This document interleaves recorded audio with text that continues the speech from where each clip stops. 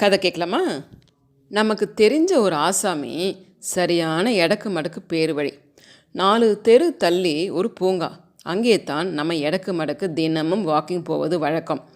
பூங்காவுக்கு அருகிலேயே ஒரு ஆலயம் ஒன்று பாழடைந்து கிடந்தது. விளக்கு ஏற்ற கூட யாரும் வருவதில்லை.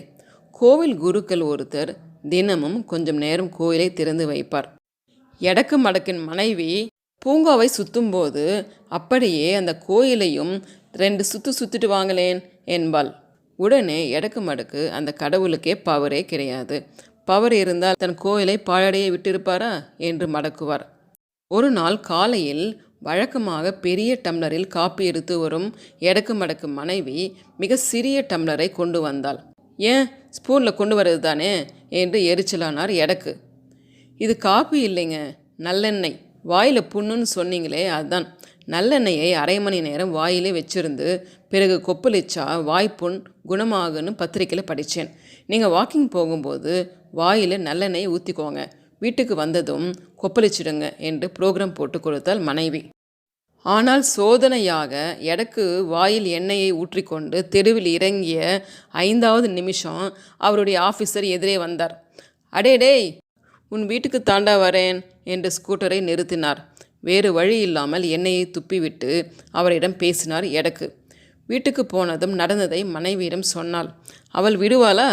மறுநாள் எக்ஸ்ட்ராவாக ஒரு சின்ன எவர் சில்வர் தூக்கில் எண்ணெயை ஊற்றி தந்தாள். வாக்கிங் போகும்போது துப்பும்படி ஆயிட்டா இதை வாயில் ஊற்றிக்கோங்க என்றாள். தினமும் அவர் இப்படி எவர் சில்வர் தூக்கோடு நடந்து போவதை அடுத்த தெருவில் உள்ள ஒரு பெண்மணி கவனித்துவிட்டு, தினமும் எண்ணெயை கொண்டு போகிறீங்களே கோவிலுக்கா என்று கேட்டாள். அவளிடம் தான் எண்ணெய் வாயில் ஊற்றி கொப்பளிப்பதை எல்லாம் விளக்க விரும்பாமல் ஆமாம் என்று தலையாட்டி வைத்தார் நம்மாளு. மறுநாள் அந்த பெண்மணியின் கையில் ஒரு சொம்பு எண்ணெய். தயவு செஞ்சு இதையும் சேர்த்துக்கோங்க என்று எண்ணெயை அவரது எவர் சில்வர் தூக்கில் ஊற்றினாள். இதே போலவே அடுத்தடுத்த நாளில் நிறைய பேர் காத்திருந்து எடக்கு மடக்கின் தூக்கில் தங்கள் பங்காக கொஞ்சம் எண்ணெயை ஊற்றினார்கள். கோவிலுக்கு எண்ணெய் ஊற்றுவதை வேண்டாம் என்று சொல்ல மனமின்றி அவரும் தட்டாமல் வாங்கி கோவிலுக்கு அந்த எண்ணெயை கொடுத்து வந்தார். நிறைய எண்ணெய் கிடைத்ததால் தினமும் கோயிலில் ஏராளமாக விளக்கேற்றி வைத்தார் குருக்கள். அதிகப்படியான எண்ணெயை விற்று பிரசாதம் செய்து வருபவர்களுக்கு விநியோகித்தார். பூங்கா கோவில் மாலை வேளையில் தீப ஒளியில் பிரகாச ஆரம்பித்து காணிக்கைகள் ஏராளமாக வந்தன. கொஞ்ச நாளில் கோவில் புதுப்பிக்கப்பட்டு கும்பாபிஷேகமே நடந்தது.